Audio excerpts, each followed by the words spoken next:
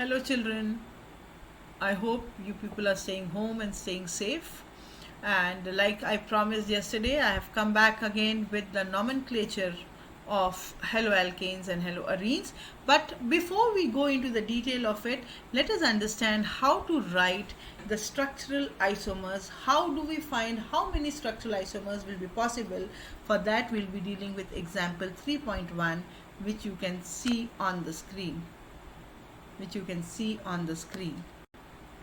Sorry.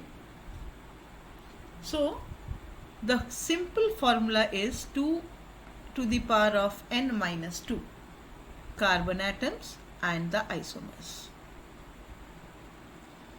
If the carbon atom is 1, then it comes to be 2 to the power of 1. That means there will be 0 isomers.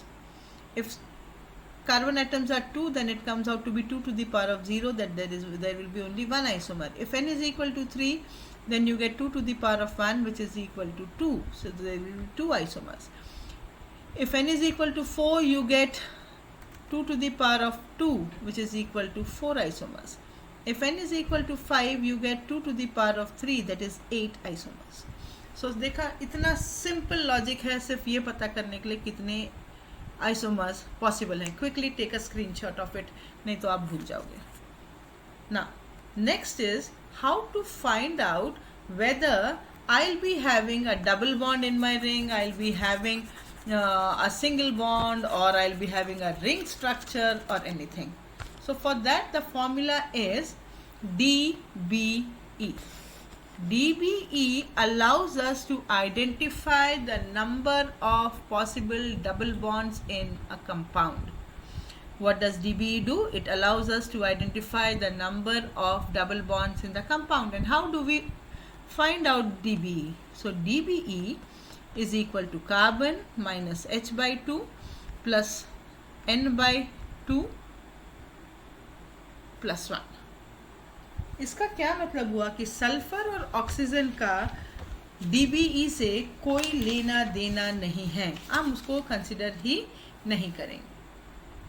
अब if I have got hydrogen like compounds like halogens and all, that will be counted in hydrogen only.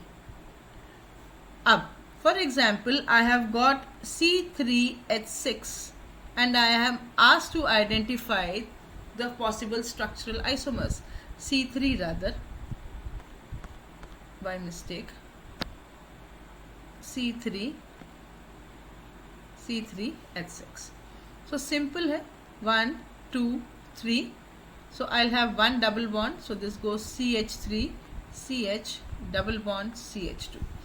अब आप H2 double bond को shift भी कर दोगे तो भी आप नंबरिंग करोगे तो you'll get the same number. अब ये तो एक सिंपल है. तो DBE का क्या काम? अब DBE यहाँ पे लगा के देखिए. 3, H कितने हो गए? 6. तो 6 by 2. नाइट्रोजन है नहीं, 1. So the DBE comes out to be 1. DBE comes out to be 1. That means there will be one double bond in my structure, or there will be one ring, a cyclocompound. So DBE 1 का मतलब there is one double bond or either there is one ring. So ring में अब देख लेते हैं. ring में easy है, CH2, CH2, CH2, CH2. इन दो आइसोमर्स के अलावा आपको और कोई पॉसिबिलिटी है ही नहीं. पहले हमने क्या लगाया, कैसे निकाला? n इज इक्वल टू हमारे पास हो गया यहाँ पे 3. n इज इक्वल टू 3 यानी हमारे पास फॉर्मूला क्या था? 2n to the power of n minus 2. ठीक है, तो हमने क्या लगाया? 2 to the power of 3 minus 2 यानी 2 टू द पावर ऑफ 1. यानी सिर्फ दो स्ट्रक्चरल आइसोमर्स पॉसिबल है. DBE से ये पता चल गया कि एक डबल बॉन्ड है, मतलब DBE का वैल्यू 1 है, तो एक डबल बॉन्ड है, एक साइक्लो है, ये आ गया मेरा स्ट्रक्चर. So simple.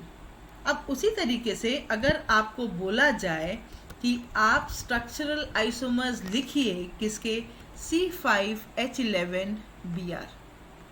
तो हमने पिछले वीडियो में देखा 2 to the power of n, मतलब पिछले सेक्शन में 2 to the power of n minus 2. यहाँ पे n का वैल्यू 5 है, तो 2 to the power of 5 minus 2 which is equal to 2 to the power of 3, मतलब 8 स्ट्रक्चरल आइसोमर्स पॉसिबल. DBE निकाल के देख लेते हैं, कहीं डबल बॉन्ड या रिंग तो नहीं आ रहा है। सो कार्बन हो गया 5, हाइड्रोजन हो गया 12 क्योंकि Br है मेरे पास, नाइट्रोजन है नहीं।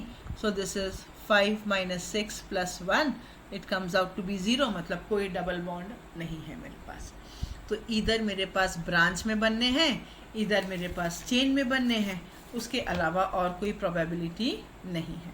तो C5H11Br 1 2 3 4 5, Br यहाँ जोड़ दो तो ये क्या हो गया 1 ब्रोमोपेंटेन। फिर मैं हाइड्रोजन नहीं लिख रही हूँ, हाइड्रोजन की वैलेंसी आप खुद सेटिस्फाई कर सकते हो, 2Br। फिर मैं लिख सकती हूँ 3Br,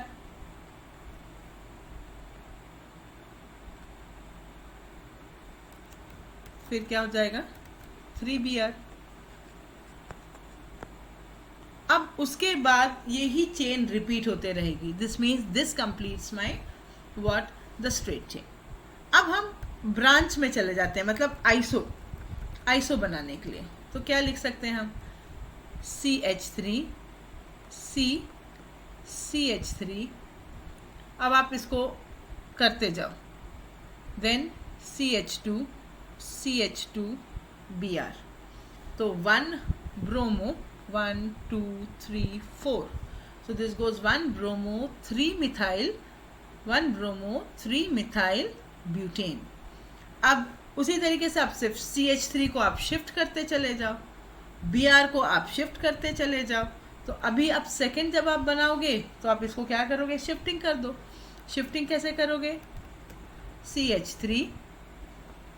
CH3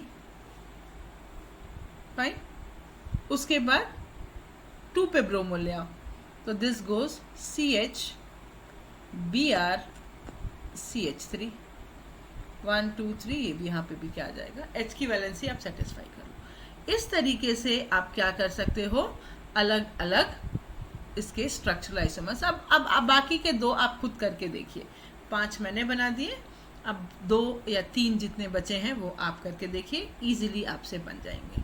सो मुझे ऐसा लगता है कि इसका कंसेप्ट आपको अच्छे से समझ में आएगा, DBE लगाना और उसके बाद 2 to the power of n-2 वाला कंसेप्ट। अभी हम नेक्स्ट वीडियो में और इसका नॉमेनक्लेचर करेंगे। Okay then, see you, bye bye.